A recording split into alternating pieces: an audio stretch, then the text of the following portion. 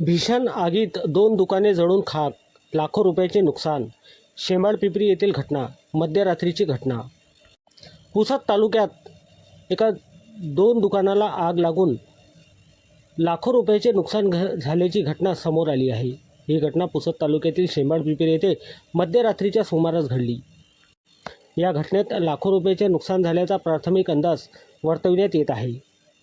दिनांक 2 डिसेंबर रोजी रात्री पोलीस टीम पेट्रोलिंग करीत असताना त्यांच्या लक्षात आले की 2 दुकानांना आग लागलेली आहे.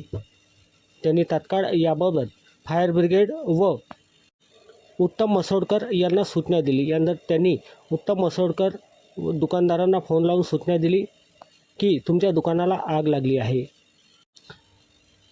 आग विझवण्याचा प्रयत्न केला, परंतु या आगीत दोन्ही दुकाने जळून खाक झाली. मुख्य बाजारपेठेत असलेल्या Hindavi tailor material and gift centre आणि श्रद्धा बूट हाऊस या दुकानांना आग लागली. या दुकानात असलेल्या लाखो रुपयांचा माल जळून खाक झाला. विशेष बाब म्हणजे गेल्या काही दिवसापूर्वी एका कपडा दुकानाला सुद्धा शेंबाडपिंपरी येथे मुख्य बाजारात आग लागली होती. गेल्या वर्षभरात हे 3री घटना आहे. त्यामुळे या प्रकरणाची सखोल चौकशी करण्यात यावी अशी मागणी केल्या जात आहे.